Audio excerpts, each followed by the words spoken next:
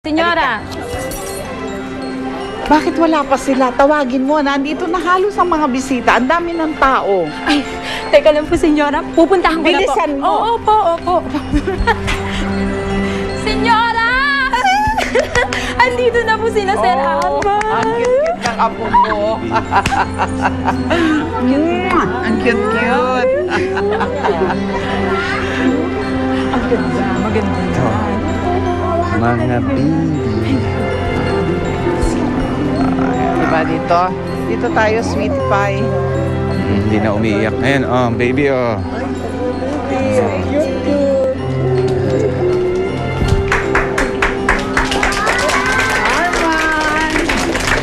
Arman! Look who's here. Hi, Arman. Ay, Celeste. Oh, so this is Corinne. Corinne, yeah, baby Corinne. Oh, hello, Corinne. Photographer. Halika dito. Halika. Nakunan mo na ba sila kanina nung mga pictures? Yes, ma'am. Okay, kunan mo sila ngayon yan, ha? Ngayon, daihan mo ng kuha. Silang tatlo. Yes, ma'am. Okay po. Oh. Mga kids, wala tayo! Mga kids, dali! Blow.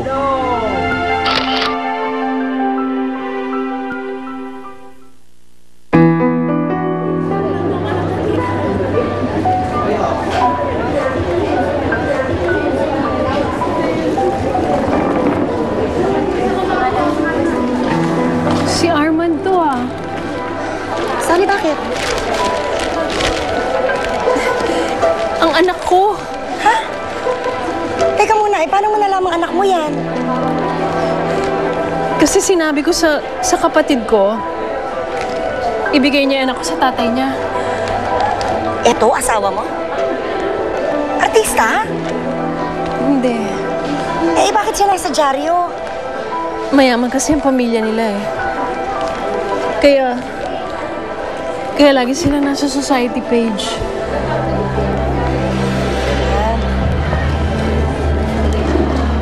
Okay naman pala ang buhay ng anak mo eh. Ako, yung anak ko, nasa tiyahin ko sa Isabela. Pinapatulong nga daw siya dun sa bukid. Doon ang araw siya ni Regla. Kawawa naman yung anak ko. Babaeng tao. Pinag-aararo. Okay naman pala yung anak mo eh. Buhay prinsesa.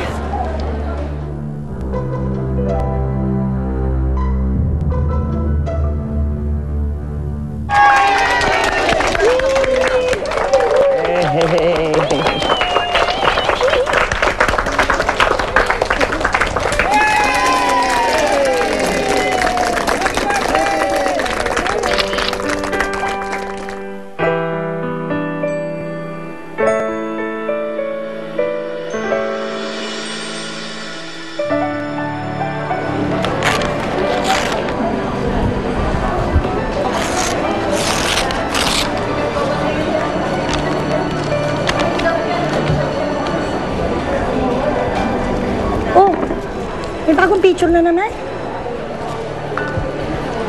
Birthday na naman niya kasi. Naku, social talaga yung anak mo, no? Lagi na sa dyaryo. Oy, teka muna. Corinne, di ba? Noemi pangalan ng anak mo? Ba't na iba? Pinalitan siguro nila. Pero para sa akin, Noemi pa rin siya.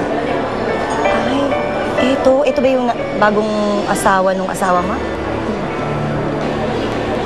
Eh, paano napangasawa yan ng asawa mo? Eh, di ba kasal kayo? May pumunta ditong abogado, pinapirma yung papeles sa akin tungkol sa annulment. Kaya, pinirmahan ko na rin. Eh, bakit? Di mo na mamahal si Arman. Mahal ko pa siya. Kaya lang, magkaiba na yung mundo namin. Hindi ko na may babalik yung dati. Gusto ko, magkaroon na sila ng bagong buhay. Magkaroon na siya ng bagong asawa. At ang anak ko naman, magkaroon ng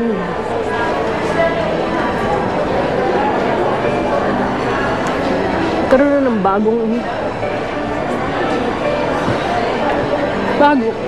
bagong ina. Martir mo naman. Mas gusto ko pang may kilalaning ibang ina ang anak ko.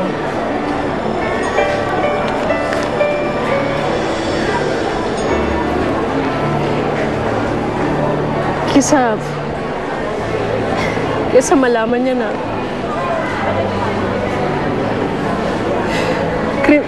kriminal ang nanay niya.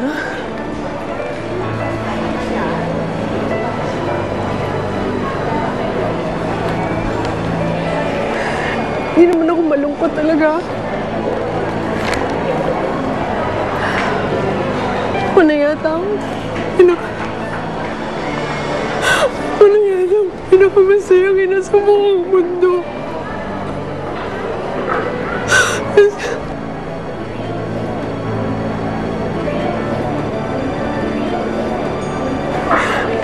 Basta alam kong maginhawa ang anak ko. Ito lang nananakit sa kanya. Tama na po!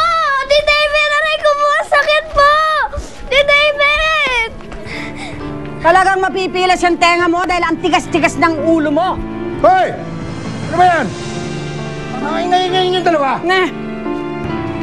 Nakabulabog kayo ah. Eh, itong si Noemi. Ano? Inutusan kong magigib ng tubig. Pagkatagal-tagal.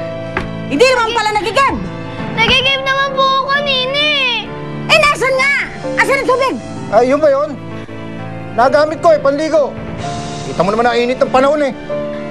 Kuha ka na lang kasi ulit. Oh,